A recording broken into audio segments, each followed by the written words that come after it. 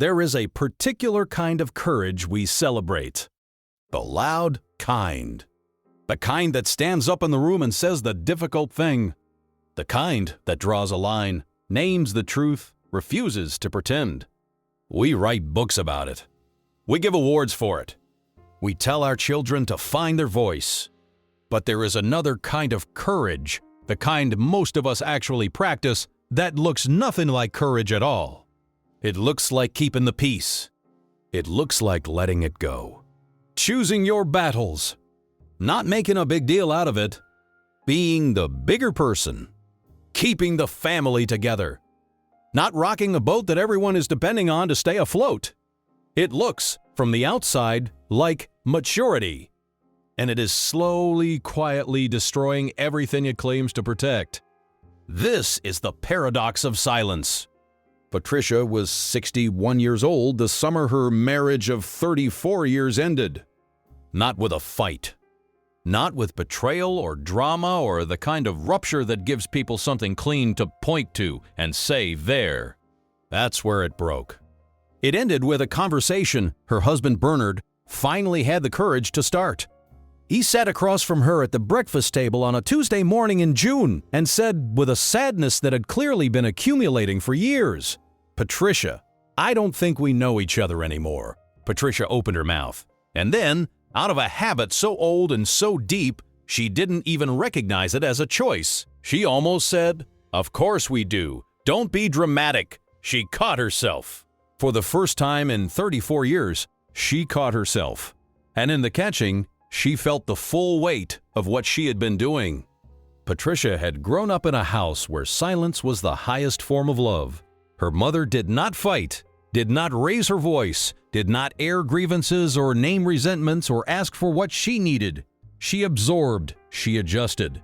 She absorbed, she adjusted. She kept the household running with a smoothness that required the constant, invisible suppression of her own interior life. And Patricia had watched and learned and decided somewhere in the wordless curriculum of childhood that this was what good women did, what good wives did, what people who loved their families did.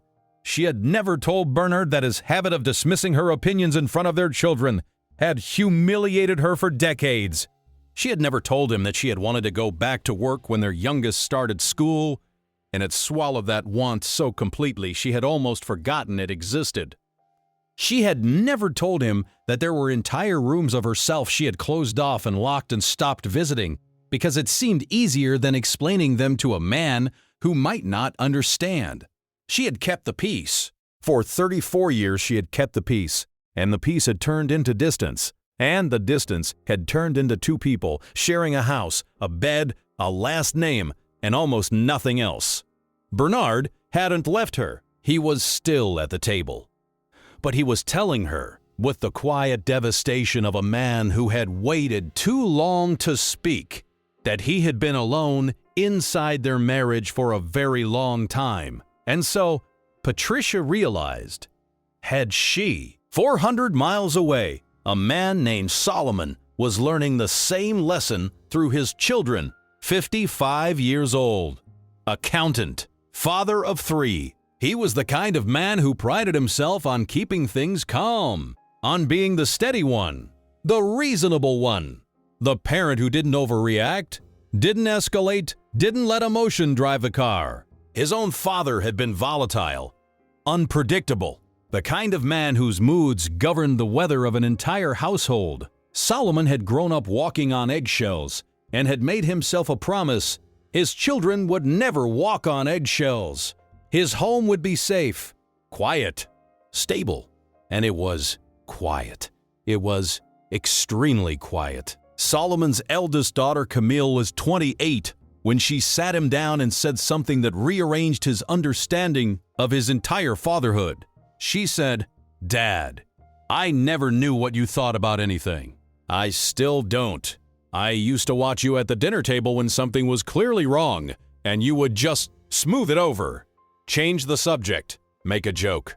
And I learned from that. I learned that what I was feeling wasn't important enough to name, that the most loving thing I could do for the people around me was to make sure they never had to deal with my interior life. Solomon heard the words, but it took him a moment to hear what was underneath them. Camille was not describing a peaceful childhood. She was describing a childhood in which her emotional life had been consistently modeled as something to be managed rather than expressed, in which the lesson taught, not in words, never in words, was that feelings were inconvenient, that the kind thing, the strong thing, was to keep them to yourself. She had carried that lesson into her marriage, into her friendships, into a therapist's office, at 26, where she had finally, haltingly, begun to learn that she was allowed to take up emotional space in a room. Solomon had protected his children from his father's volatility. He had given them something his father never could: a calm, safe, predictable home. And in doing so, he had accidentally taught them that calm meant silent, that safe meant unexpressed, that love looked like disappearing. Here is where the paradox lives. Silence, chosen repeatedly in the name of peace, does not preserve relationships. It hollows them out.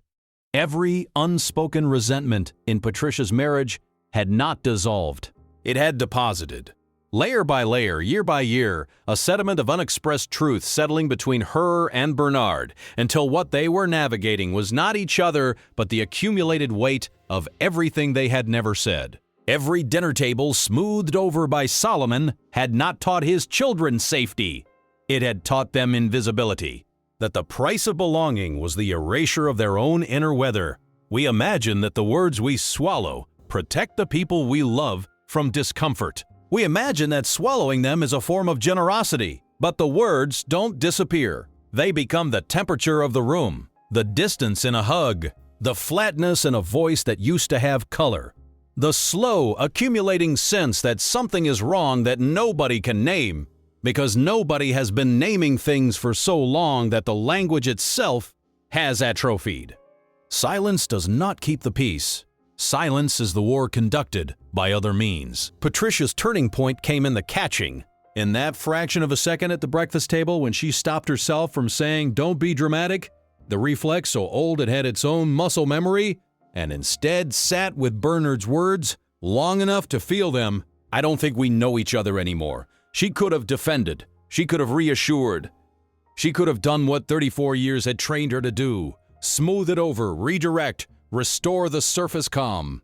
Instead, for the first time, she told the truth.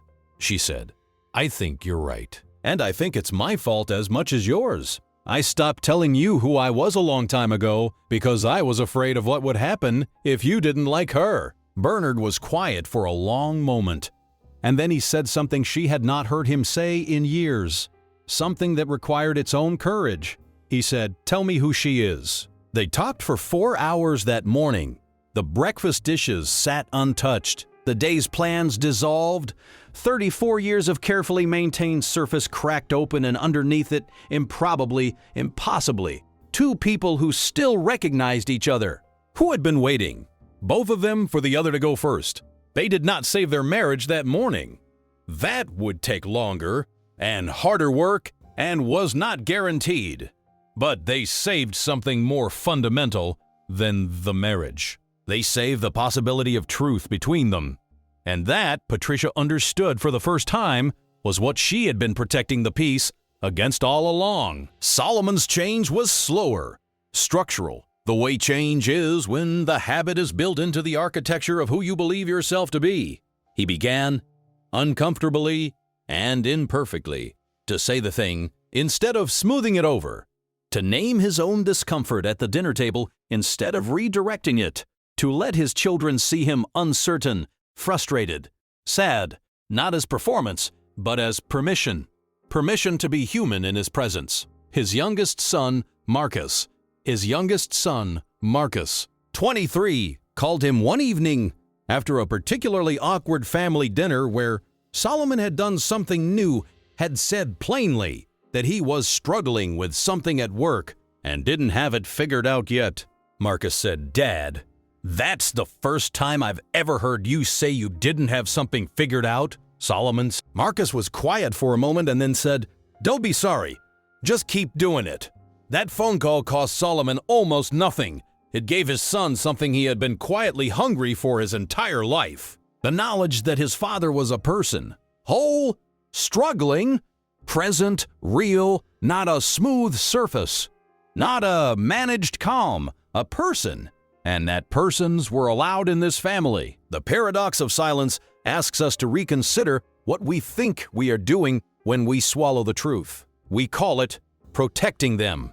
But often, we are protecting ourselves from the vulnerability of being known, from the risk of being rejected for what we actually think and feel and need, from the terrifying uncertainty of a conversation that might not go the way we need it to go. The peace we are keeping is often our own, and the people on the other side of our silence, our partners, our children, our friends, are not experiencing our silence as protection. They are experiencing it as distance, as closed doors, as the particular loneliness of being in a relationship with someone who will not fully arrive.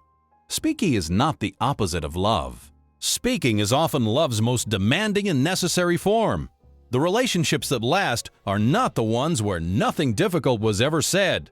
They are the ones where the difficult things were said anyway, imperfectly, clumsily, too late, not enough, but said, offered, risk, because the alternative is not peace. The alternative is two people tending carefully to a garden neither of them will admit has stopped growing. This has been the paradox of silence. Whatever you have been carrying quietly, whoever has been waiting on the other side of the words you haven't said, the peace you are keeping is not as safe as you think. And the conversation you are avoiding might be the one that saves everything.